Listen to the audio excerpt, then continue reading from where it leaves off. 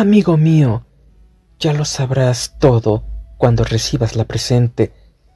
Nada de lo que yo podía decir ha hecho mella en mi hermana. Ha ido a entregarse. Estoy cansada de luchar. Ahora sabrás que te he ocultado la verdad, que he pagado tu confianza con mentiras. Quizá te cae esto inexcusable, pero antes de desaparecer de tu vida para siempre, quisiera darte a conocer cómo ha ocurrido todo. Si supiera que habías de perdonarme, quedaría más tranquila. No lo he hecho en beneficio propio. Esto es lo único que puedo ofrecerte en mi defensa. Empezaré refiriéndome al día en que te conocí en el tren que venía de París. Me encontraba entonces intranquila por Bella. Mi hermana se hallaba aquellos días desesperada con motivo de Jack Renault.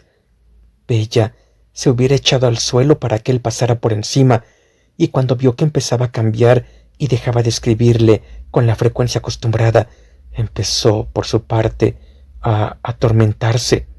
Se había metido en la cabeza que Jack estaba encaprichado por otra muchacha, y desde luego los hechos demostraron que no se había equivocado. Tomó la determinación de ir a Merlinville con intención de verle. Sabía que yo no aprobaba este paso y se me escapó.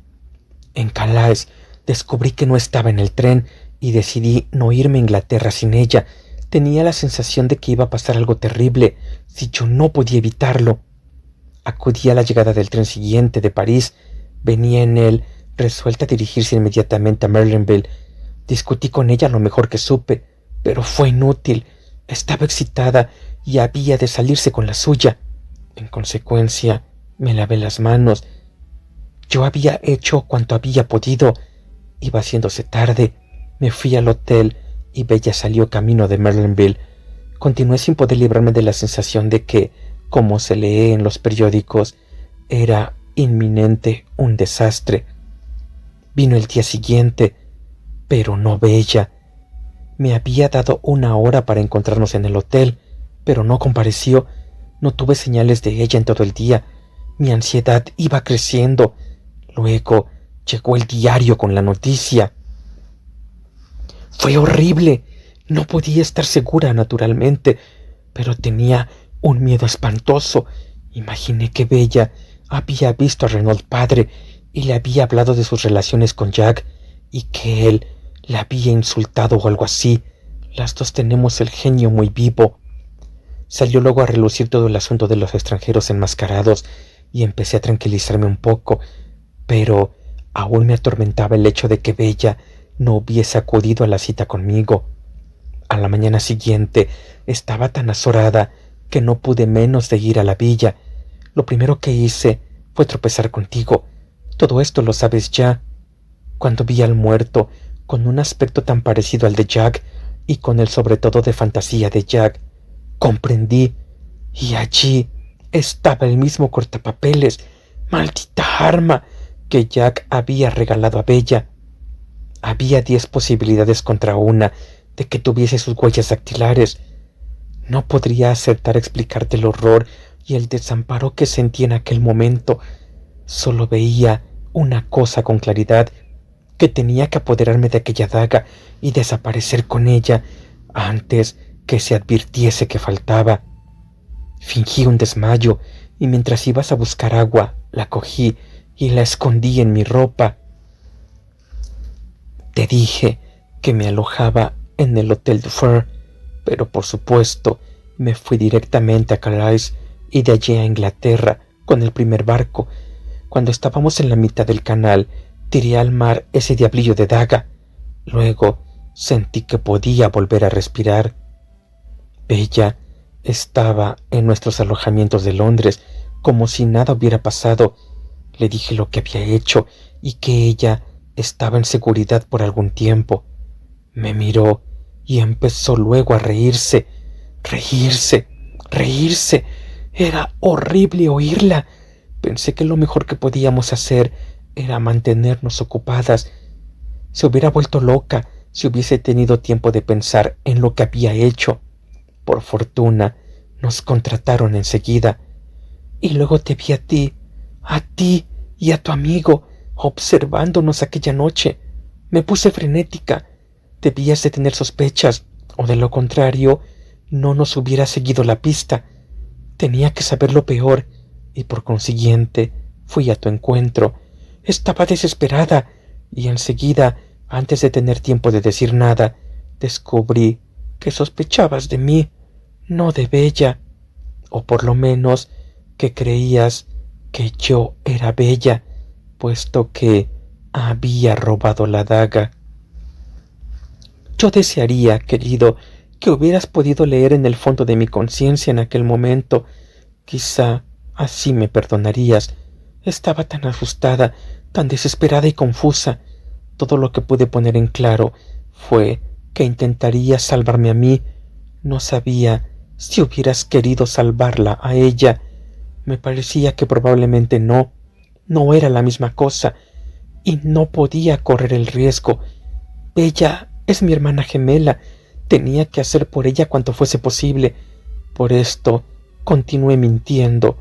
Me sentí envilecida por ello. Sigo sintiéndome envilecida. Esto es todo, y dirás que ya es bastante. Hubiera debido confiar en ti. Si yo hubiese... Tan pronto como trajo el diario la noticia de la detención de Jack Renault, todo estuvo listo. Bella no quiso ni esperar a ver cómo iban las cosas. Estoy muy cansada. No puedo escribir más. Había empezado a firmar Cenicienta, pero lo había tachado y escrito en su lugar Dulce Dubín. Era una epístola mal escrita, borrosa, pero la guardo aún. Poirot estaba conmigo cuando la leí. Los pliegos cayeron de mis manos y le miré. ¿Supo usted siempre que era la otra? Sí, amigo mío. ¿Por qué no me lo dijo? En primer lugar, apenas podía parecerme concebible que incurriera usted en semejante equivocación. Había visto la fotografía. Las hermanas se parecen mucho, pero no es imposible distinguirlas. Pero, ¿y el cabello rubio? Una peluca usada para formar un contraste llamativo en el escenario. ¿Es concebible que, entre dos gemelas, una lo tenga rubio y la otra oscuro? ¿Por qué no me lo dijo aquella noche en el hotel en Coventry? ¿Se había mostrado usted algo arbitrario en sus métodos, amigo mío? Contestó Poirot secamente. No me dio la oportunidad. Pero después... después. Bueno, para empezar, me ofendió su falta de confianza en mí. Y luego necesitaba ver si sus sentimientos resistirían la prueba del tiempo, si en realidad se trataba de amor o de una llamarada en el sartén. No le hubiera dejado mucho tiempo en su error. Hice una seña afirmativa. Su tono era demasiado afectuoso para que le guardase resentimiento. Bajé la vista sobre los pliegos de la carta. De pronto los recogí del suelo y se los acerqué. «Lea esto», le dije. «Deseo que lo lea». En silencio los leyó por completo. Luego me miró. «¿Qué le inquieta, Hastings?» Era aquella una actitud nueva en Poirot. Sus manos burlonas parecían totalmente descartadas, y así pude hablarle francamente, sin dificultad. No dice bien, no dice si me quiere o no». Poirot me devolvió los pliegos. «Creo que está usted equivocado, Hastings». «¿En qué cosa?», exclamé, adelantándome con ansiedad. Poirot sonrió. «Se lo dice en cada línea de la carta, mon ami». «Pero, ¿a dónde voy a encontrarla? No hay dirección en la carta. Un sello de correos francés, nada más». «No se excite. Déjelo en manos de Papa Poirot. Yo se la encontraré tan pronto como tenga disponibles 5 minutitos.